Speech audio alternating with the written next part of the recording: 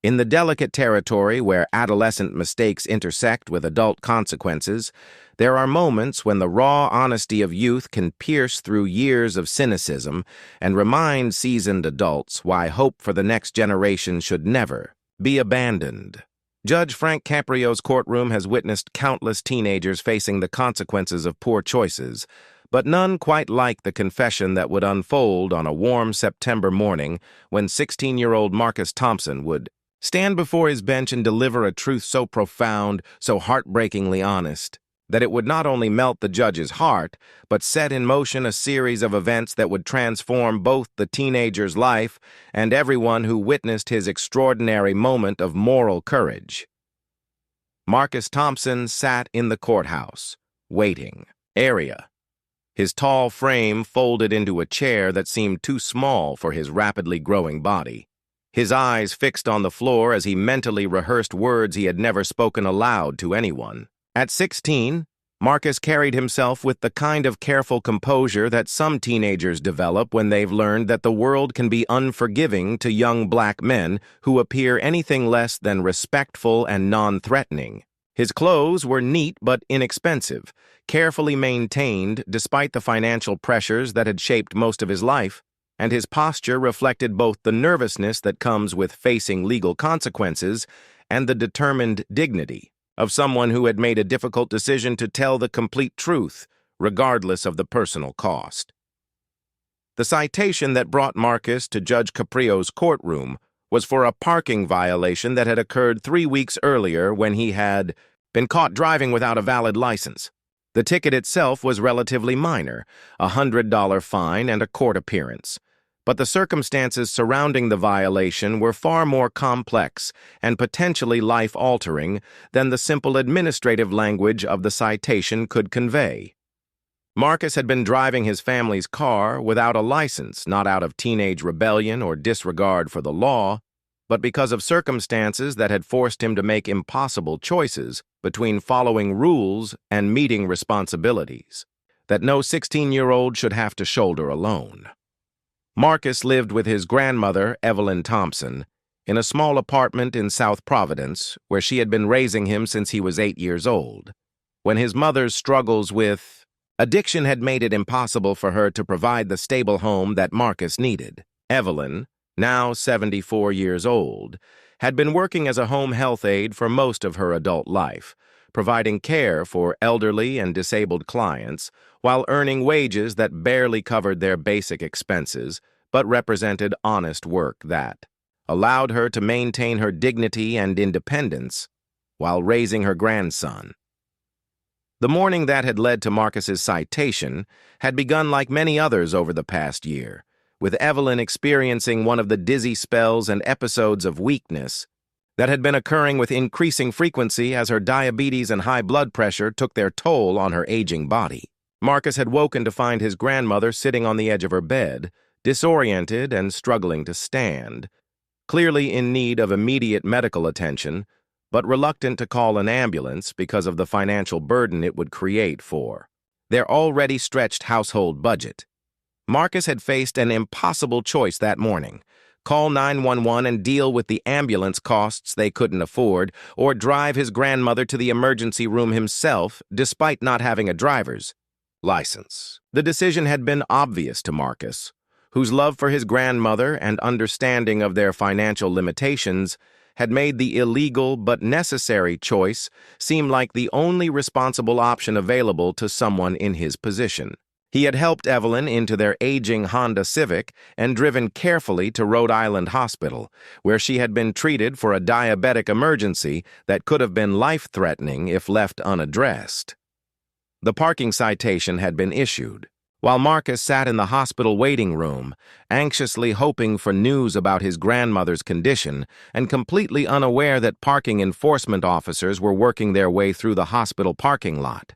When he returned to the car 4 hours later, after learning that Evelyn would recover but needed to make significant changes to her diet and medication routine, he found the bright orange ticket tucked under the windshield wiper, a reminder that even acts of love and responsibility could result in legal consequences when you're 16 years old and trying to navigate adult responsibilities without adult resources.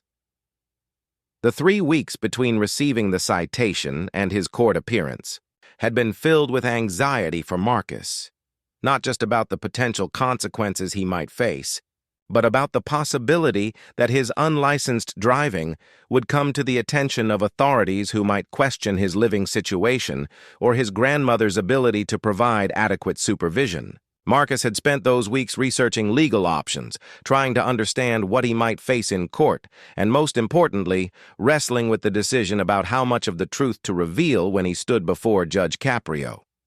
Marcus's friends and the few adults he trusted had offered conflicting advice about how to handle his court appearance. Some suggested he should minimize his explanation, pay the fine, and avoid drawing attention to his family's circumstances. Others had encouraged him to tell the complete truth about why he had been driving without a license, arguing that any reasonable judge would understand the impossible situation he had faced. But Marcus had gradually come to understand that this decision wasn't just about legal strategy. It was about the kind of person he wanted to be and the example he wanted to set for himself and others who might face similar impossible choices. The truth that Marcus had decided to tell Judge Caprio was more complex and personal than a simple explanation about driving his grandmother to the hospital. It was a truth about growing up too fast in circumstances that demanded adult decision-making from someone still legally considered a child. It was a truth about love, responsibility, and the way poverty can force families to make choices that blur the lines between legal compliance and moral obligation. Most importantly, it was a truth that Marcus had never shared with anyone because it revealed both his family's vulnerabilities and his own fears about the future. As Marcus sat in the courthouse that morning, he reflected on the journey that had brought him to this moment. 8 years earlier, when he had first come to live with his grandmother, he had been a confused and angry 8-year-old who didn't understand why his mother couldn't take care of him anymore. Evelyn had patiently explained that sometimes people get sick in ways that make it hard for them to be good parents, but that didn't mean they didn't love their children.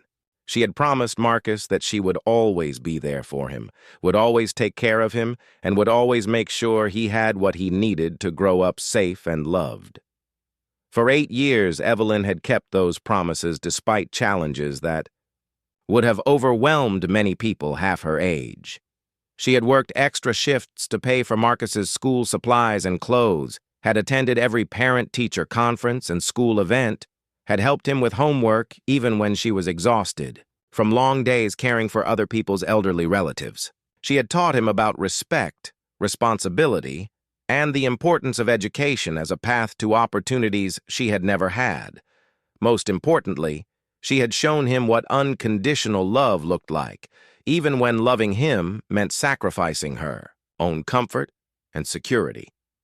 But Marcus had also watched his grandmother's health decline over the past year, had seen how much effort it took for her to complete tasks that had once been routine, had noticed the way she sometimes forgot to take her medications or eat regular meals when she was focused on his needs rather than her own. He had begun to understand that the roles in their relationship were gradually shifting, that he was becoming not just the beneficiary of her care, but also her protector and support system in ways that felt both natural and overwhelming for someone who was still figuring out how to navigate high school social dynamics and plan for his own future. The decision to drive without a license that morning hadn't been impulsive or reckless. It had been the result of Marcus's growing understanding that sometimes loving someone means accepting legal risks to ensure their safety and well-being, but it had also forced him to confront questions about his future that he had been trying to avoid. What would happen to him if his grandmother's health continued to decline? How could he finish high school and pursue college while also ensuring she received the care she needed? What responsibilities did he have as her grandson, and how could he fulfill them while also building the kind of life she wanted him to have? The truth Marcus planned to tell Judge Caprio encompassed all of these complexities and more. It was a truth about a teenager who had been forced to grow up faster than most adults would consider healthy or fair, but who had done so with grace, love, and a deep understanding of the sacrifices his grandmother had made for him. It was a truth that would require him to be vulnerable in ways that 16-year-olds typically avoid, but that Marcus had come to believe was necessary if he wanted to honor both his grandmother's example and his own developing sense of integrity and responsibility. The Marcus Thompson who sat preparing to face Judge Caprio was a young man shaped by circumstances that had demanded extraordinary maturity from someone who should have been primarily concerned with typical teenage challenges like academic pressure, social relationships, and planning for college. Instead, Marcus had spent the past 8 years learning to navigate adult responsibilities while maintaining the academic excellence that his grandmother viewed as his ticket to opportunities she had never had, creating a daily balance between adolescent aspirations and family obligations that would have challenged someone twice his age. Marcus's academic record at Central High School was exemplary, with a GPA that placed him in the top 10% of his junior class despite the additional responsibilities he carried at home. His teachers had consistently noted his maturity, work ethic, and natural leadership abilities, often commenting that Marcus demonstrated the kind of character and dedication that made him a positive influence on other students. He had been elected to student government, participated in the debate team, and maintained perfect attendance despite the various family crises that had periodically disrupted his routine over the years.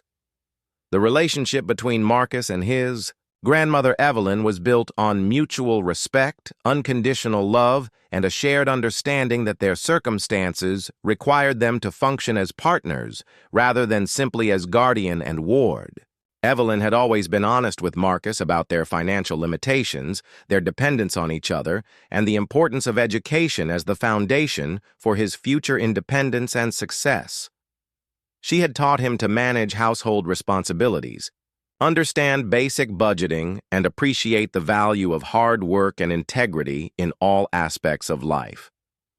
Marcus's awareness of his grandmother's declining health had been gradual but undeniable over the past 18 months. He had noticed that she moved more slowly in the mornings, that she sometimes became confused about her medication schedule, and that she occasionally experienced episodes of dizziness or weakness that left her needing to sit down and rest more frequently than she had in previous years.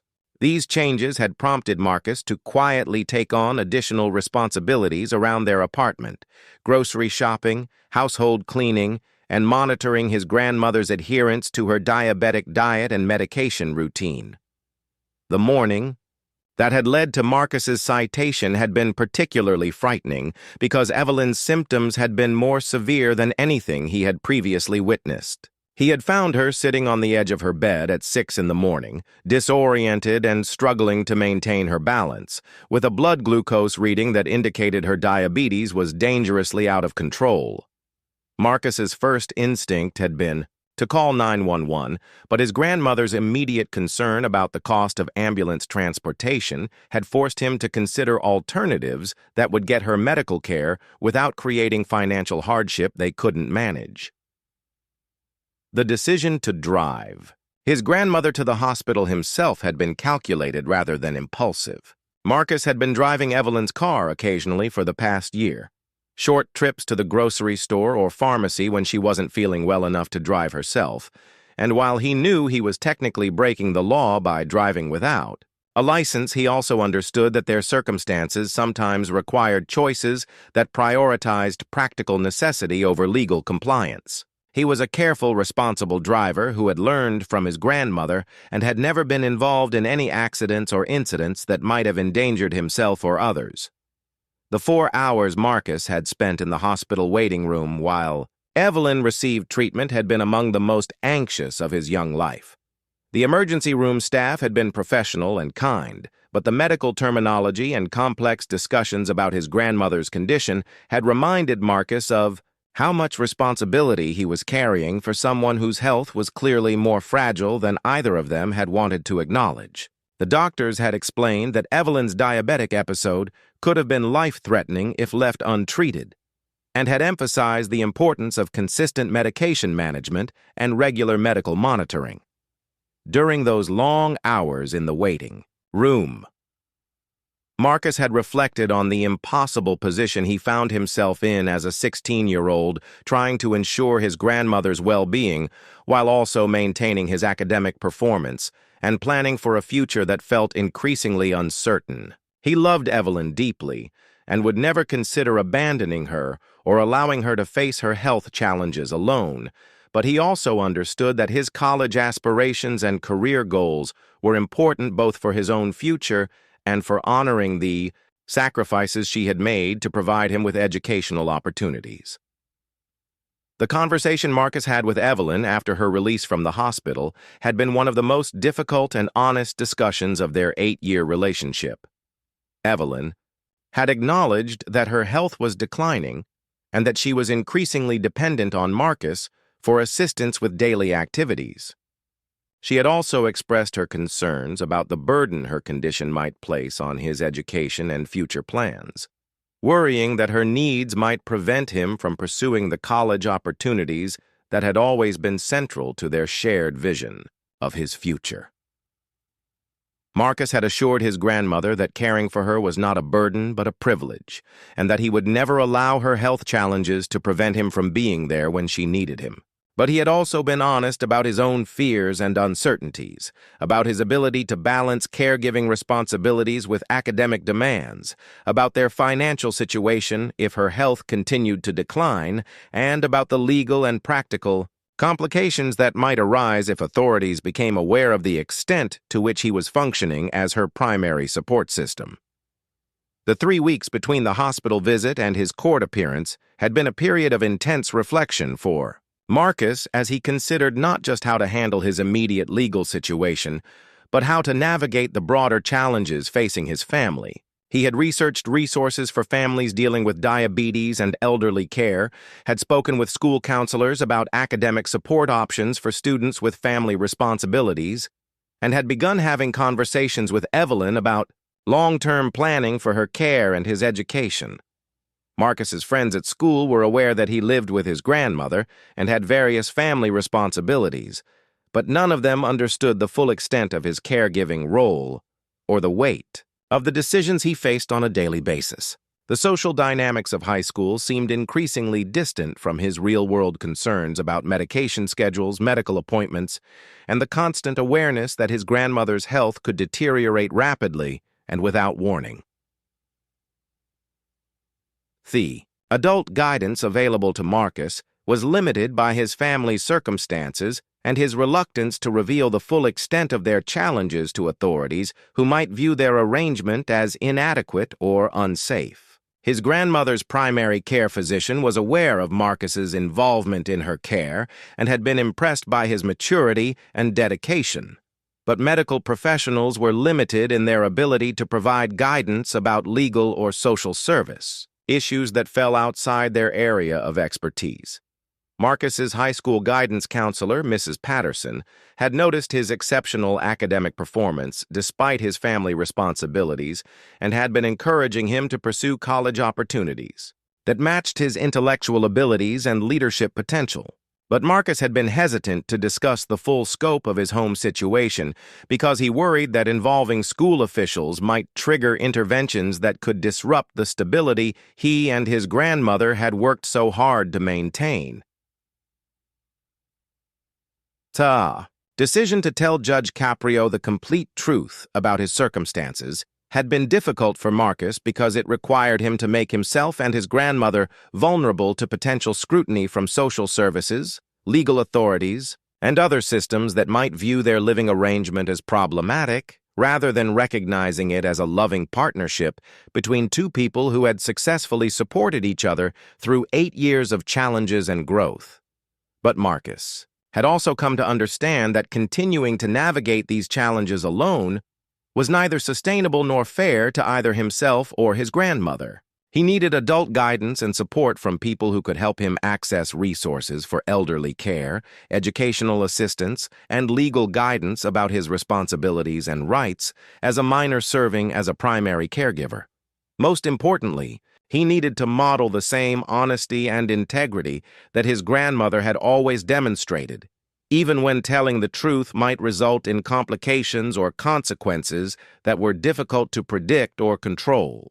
"Marcus Thompson," the court clerk announced, and the 16-year-old stood with the kind of deliberate dignity that reflected both his nervousness about the proceedings and his determination to face whatever consequences awaited him with the same integrity his grandmother had instilled in him throughout their 8 years together. As Marcus walked toward Judge Caprio's bench, his posture straight, despite the weight of responsibility he carried, everyone in the courtroom could see the unusual composure and maturity that set him apart from most teenagers who appeared before municipal judges for traffic violations. Judge Caprio looked up as Marcus approached, immediately struck by the young man's respectful demeanor and the careful way he had dressed for court. His clothes were modest but neat, his appearance reflecting someone who understood the importance of showing proper respect for legal proceedings despite his obvious youth. In his decades of experience with teenage defendants, the judge had developed an ability to distinguish between young people who were genuinely remorseful and those who were simply going through the motions, and something about Marcus Thompson suggested that this case would be different from typical adolescent traffic violations. "Good morning, Mr. Thompson," Judge Caprio said warmly, his voice carrying the particular tone he used when addressing young defendants who seemed to take court proceedings seriously. "I see you're here about a citation for driving without a license. Can you tell me what happened?" Marcus straightened his shoulders and looked directly at Judge Caprio as he began to speak, his voice clear and respectful despite the obvious nervousness that came with facing legal consequences for the first time in his life. "Good morning, Your Honor. Yes, sir, I was driving without a license, and I take full responsibility for that violation. But I hope you'll allow me to explain the circumstances that led to my decision to break the law." The maturity and directness of Marcus's opening statement immediately captured Judge Caprio's attention. Most teenage defendants began with attempts to minimize their responsibility or make excuses for their behavior, but Marcus was acknowledging his violation while also indicating that there were circumstances worth understanding, a combination that suggested both accountability and complexity. "Please go ahead and explain what happened," Judge Caprio encouraged, leaning forward slightly to indicate his full attention and genuine interest in hearing Marcus's account. Marcus took a deep breath, organizing his thoughts as he prepared to share details about his family situation that he had never discussed with anyone outside his immediate household. "Your Honor, I live with my grandmother, Evelyn Thompson, who has been raising me since I was 8 years old. She's 74 and has diabetes, and her health has been declining over the past year." Judge Caprio's expression immediately shifted to one of increased attention and concern as he recognized that Marcus's case involved family caregiving, responsibilities that went far beyond typical teenage concerns. "On the morning I received this citation," Marcus continued, his voice growing stronger as he committed to telling the complete truth regardless of potential consequences, "I woke up to find my grandmother experiencing a severe diabetic episode. She was disoriented, weak, and her blood sugar was dangerously high. I knew she needed immediate medical attention." The courtroom had grown noticeably quieter as people recognized they were hearing something far more significant than a typical traffic violation explanation. Marcus's account was revealing a level of family responsibility and medical crisis that challenged assumptions about teenage defendants and their motivations. "I wanted to call 911, Marcus said, his voice catching slightly as he relived the anxiety of that morning. "But my grandmother was worried about the cost of ambulance transportation. We live on her Social Security and the wages from her part-time work as a home health aide, and an ambulance bill would have created financial hardship we couldn't manage." Judge Caprio felt his heart tighten as he heard this explanation, recognizing the impossible choices that economic circumstances could force on families dealing with medical emergencies. The image of a 16-year-old having to weigh legal compliance against his grandmother's health and their financial survival was profoundly moving. "So I made the decision to drive her to Rhode Island Hospital myself," Marcus continued, his voice steady despite the emotion underlying his words. I know I was breaking the law by driving without a license, but in that moment, getting my grandmother medical care seemed more important than following traffic regulations. Judge Caprio was struck by the moral clarity and maturity in Marcus's explanation. Here was a teenager who had faced an impossible choice and had prioritized his grandmother's well-being over his own legal safety, demonstrating the kind of character and values that adults often struggled to maintain under pressure. "Marcus," Judge Caprio said gently, "how long were you at the hospital with your grandmother?" "About 4 hours, Your Honor. The doctor said her condition could have been life-threatening if we had waited longer to seek treatment. When I returned to the car, I found the parking citation, but honestly, at that point I was just grateful that she was going to be okay." The judge's next question revealed his growing understanding that Marcus's situation involved complexities that extended far beyond a single incident of unlicensed driving. "Marcus, you mentioned that your grandmother's health has been declining. Are you helping to take care of her on a regular basis?" This question opened the door to the deeper truth that Marcus had decided to share, regardless of the potential consequences for his family's privacy or his own legal situation. "Yes, Your Honor. Over the past year, I've gradually taken on more responsibilities for her care. I help manage her medications, do grocery shopping when she's not feeling well, and drive her to medical appointments when necessary." Judge Caprio felt increasingly moved by Marcus's honesty about his caregiving responsibilities, but he was also beginning to understand the broader implications of what he was hearing. "Marcus, this is a tremendous amount of responsibility for someone your age. How are you managing these duties along with school and your other teenage activities?"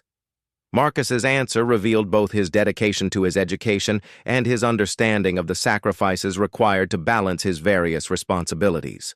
"Your Honor, I'm currently a junior at Central High School, and I've maintained a 3.8 GPA while helping care for my grandmother. Education is very important to both of us.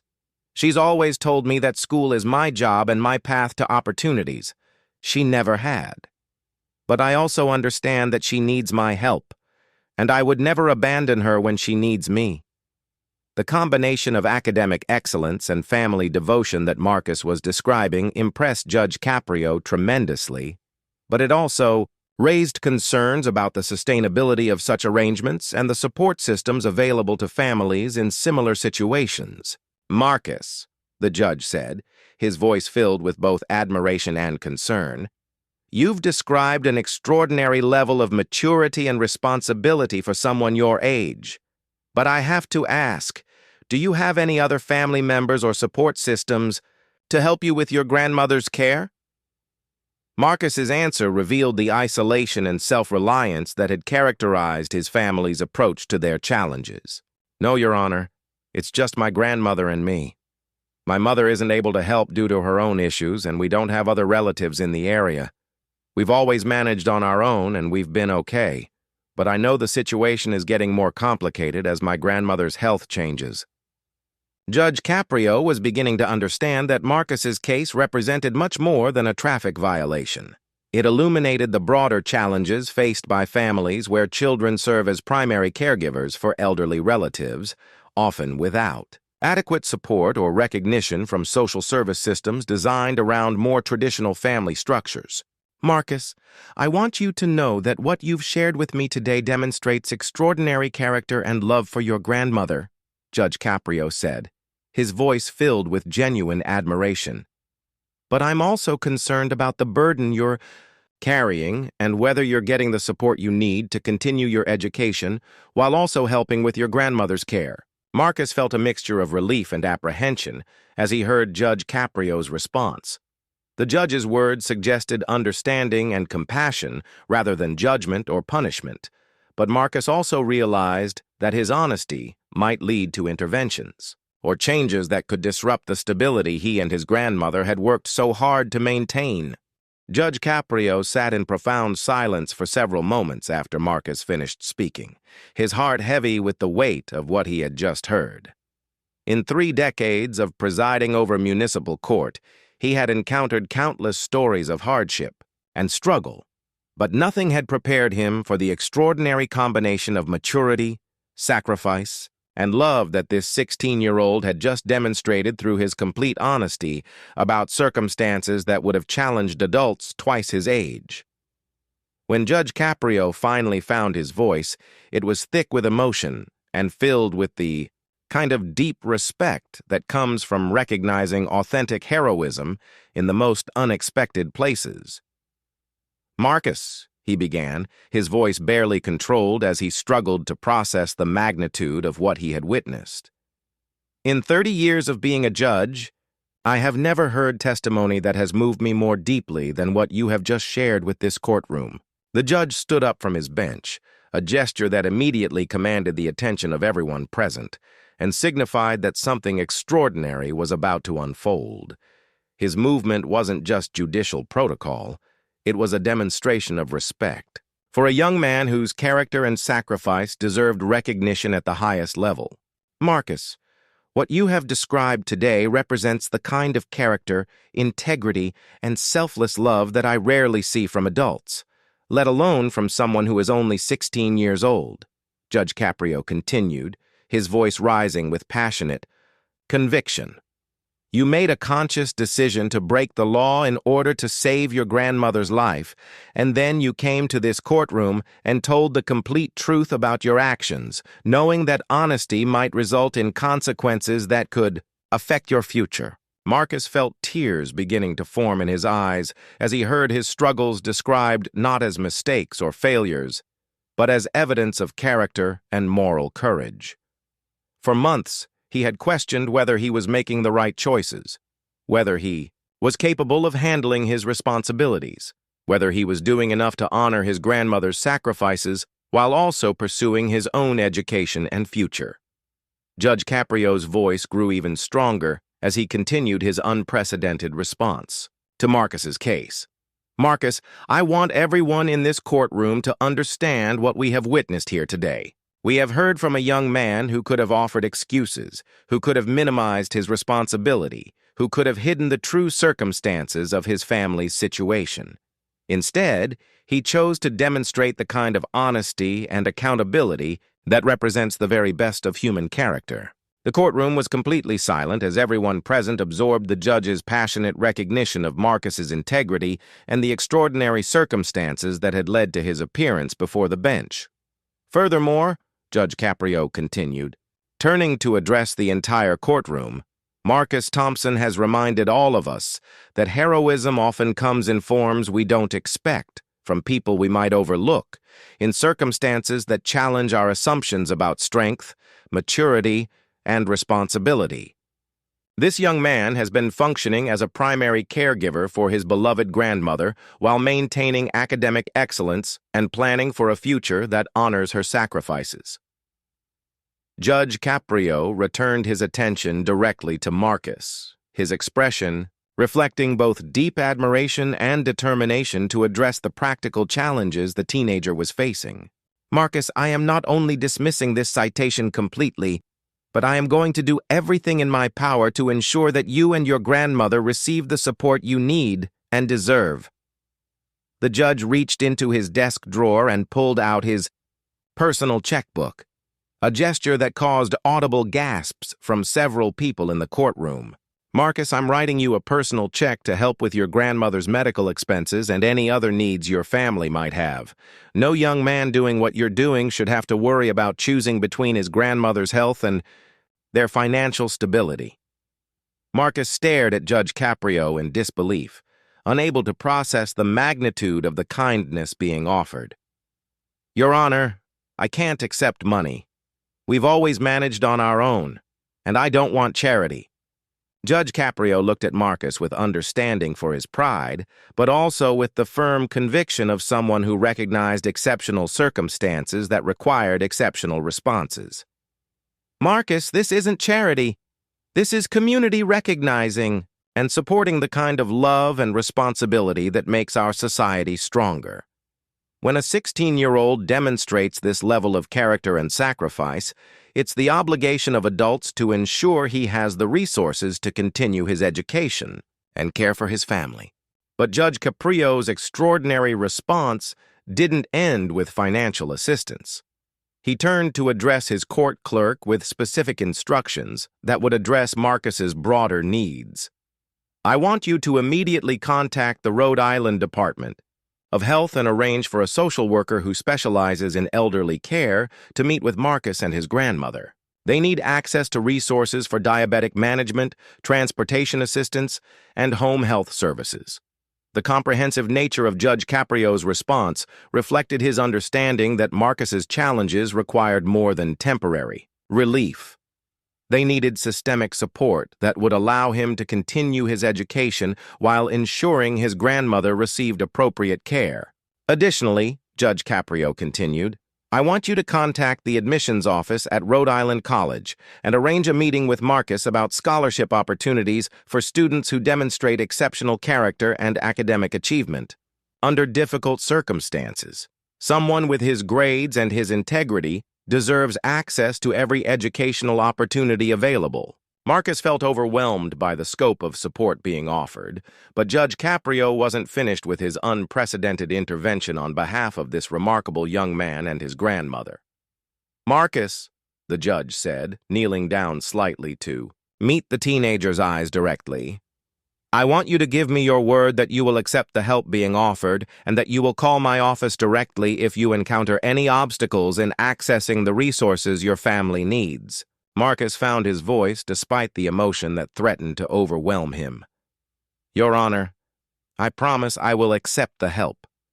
But I want you to know that my grandmother and I have never given up, and we never will. She taught me that challenges don't define you.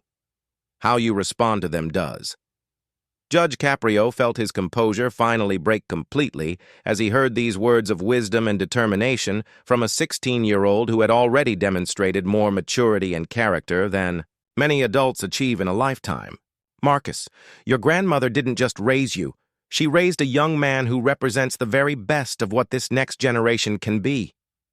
The judge's voice grew softer, but no less powerful as he delivered his final words to Marcus. I want you to know that your honesty today, your love for your grandmother, and your commitment to your education have inspired everyone in this courtroom. You came here expecting to face consequences for breaking the law, but instead you've shown us what true responsibility looks like when it's guided by love and integrity. The standing ovation that erupted in the courtroom was unlike anything that had ever been witnessed in a municipal court proceeding. Everyone present, other defendants, court officers, clerks, and spectators, rose to their feet to honor a 16-year-old whose confession of truth had revealed not weakness or wrongdoing, but extraordinary strength and character that had moved a seasoned judge to tears and reminded everyone present that sometimes the most profound wisdom comes from the youngest voices when they speak with absolute honesty and love. The confession that had initially seemed like it might result in punishment for Marcus had instead become the foundation for a future filled with purpose, achievement, and the ability to help other families navigate challenges similar to those he and his grandmother had faced. His courage in telling the truth had not only changed his own life forever, but had demonstrated the transformative power of honesty when it encounters wisdom, compassion, and the commitment to help people become the best versions of themselves. The transformation that began with Marcus Thompson's courageous confession in Judge Caprio's courtroom rippled through his life with remarkable speed and comprehensiveness, demonstrating how quickly circumstances can improve when community resources are mobilized on behalf of someone whose character and needs have been recognized and validated by people in positions to help. Within days of his court appearance, the support network that Judge Caprio had initiated began producing tangible results that would fundamentally alter the trajectory of both Marcus's education and his grandmother's care.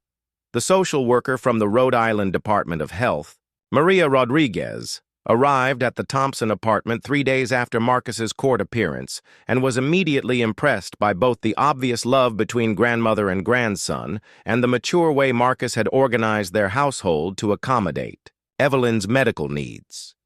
Maria's assessment revealed that while Marcus had been doing an extraordinary job caring for his grandmother, There were numerous resources and services available that could make their lives significantly easier and safer. "Marcus, you've been doing the work of a professional caregiver," Maria told him, as she reviewed the medication schedules he had created and the careful records he kept of his grandmother's blood sugar readings. "But you shouldn't have to do this alone, and there are programs specifically designed to help families like yours." The services Maria arranged included a visiting nurse who would check on Evelyn twice weekly, a nutritionist who would help develop meal plans for diabetic management, and most importantly, transportation assistance for medical appointments that would eliminate Marcus's need to drive without a license. The visiting nurse, Patricia Chen, became not just a medical resource but a mentor for Marcus, teaching him advanced caregiving techniques while also ensuring that his grandmother received professional medical monitoring. The financial assistance that Judge Caprio had provided allowed Marcus and Evelyn to address several pressing needs that had been creating stress and anxiety in their household. They were able to purchase a blood glucose monitor with more advanced features, stock their refrigerator with the fresh fruits and vegetables that Evelyn's diabetic diet required, and most importantly, establish an emergency fund that would allow them to handle unexpected medical costs without panic or impossible choices. But perhaps the most transformative aspect of Judge Caprio's intervention was the meeting with Rhode Island College admissions counselor, Dr. Sarah Williams, who reviewed Marcus's academic record and was astonished by his achievement of maintaining a 3.8 GPA while shouldering such significant family responsibilities. Dr. Williams immediately recognized that Marcus represented exactly the kind of student their college hoped to support through their academic excellence and community service scholarship programs. "Marcus, students like you are why scholarship programs exist," Dr. Williams told him during their meeting. "You've demonstrated not just academic ability, but character, resilience, and a commitment to family and community that tells us you'll make the most of the educational opportunities we can provide." The scholarship package offered to Marcus covered full tuition, fees, and books, along with a living stipend that would allow him to continue supporting his grandmother while pursuing his college education. More importantly, the program included access to academic support services, career counseling, and internship opportunities that would help him build the foundation for a career in social work or healthcare administration, fields where his personal experience as a caregiver would be invaluable. 3 months after his court appearance, Marcus returned to Judge Caprio's chambers for a follow-up visit that the judge had requested to check on his family's progress. The change in Marcus was immediately apparent. While he still carried himself with the same maturity and dignity, there was a new lightness in his demeanor that reflected the relief of no longer carrying his family's entire burden alone. "Judge Caprio," Marcus said, shaking the older man's hand warmly, "I brought something for you." He presented the judge with a handwritten letter from his grandmother, expressing her gratitude for the intervention that had transformed their lives and her pride in Marcus's continued academic achievements. "Your Honor," the letter read, "you saw something in my grandson that day in court that I've always known was there, but that he needed someone else to recognize and validate. Marcus has always been special, but your belief in him has given him the confidence to believe in himself and his future in ways that I couldn't provide alone."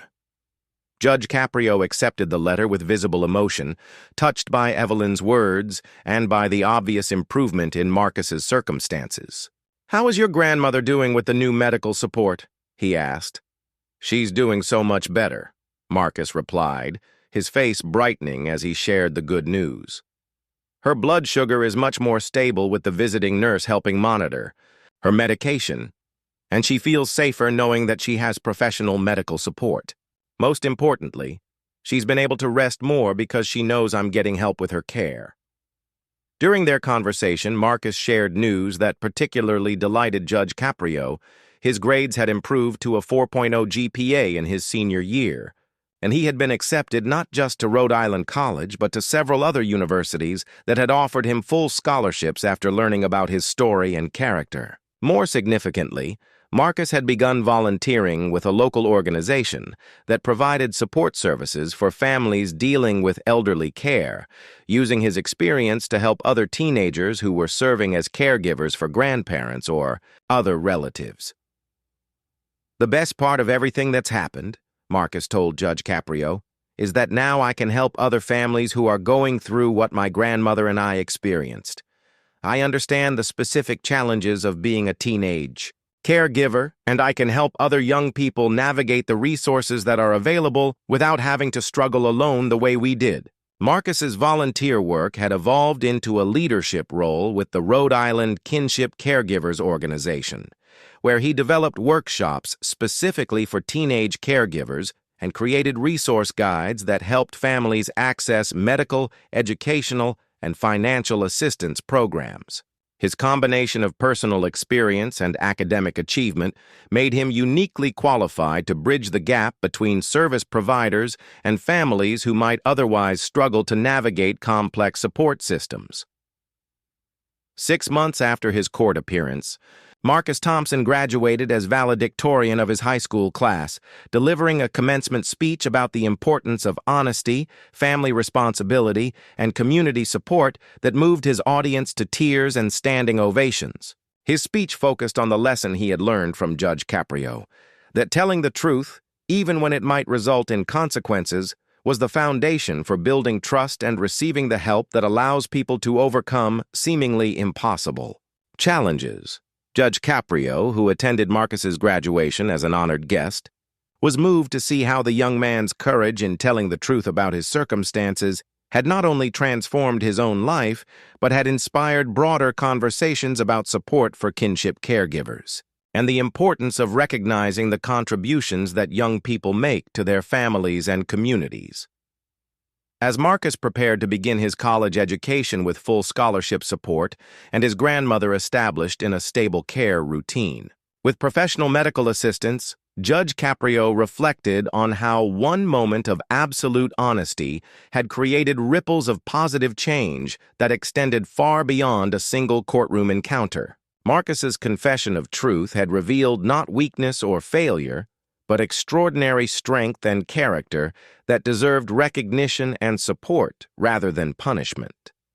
The citation for driving without a license that had brought Marcus to court had initially seemed like another obstacle in an already challenging situation, but it had become the catalyst for connections, resources, and opportunities that allowed him to continue his education while ensuring his grandmother received appropriate care.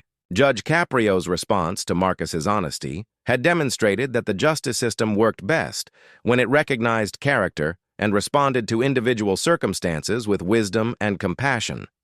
Years later, when Marcus Thompson became a licensed social worker specializing in elderly care and family support services, he would often tell clients that the most important advice he could give them was the same lesson he had learned at 16. That telling the truth about your circumstances, even when it feels scary or risky, is the first step toward finding the help and support that can transform impossible situations into manageable challenges. Marcus's story became a permanent part of Judge Caprio's presentations to legal professionals and community leaders about the importance of seeing beyond violations to understand the human circumstances that create them. The judge would often conclude these presentations by emphasizing that sometimes the most important justice comes not from imposing consequences, but from recognizing character and providing opportunities for people to build on their strengths, while addressing their challenges with appropriate support and resources.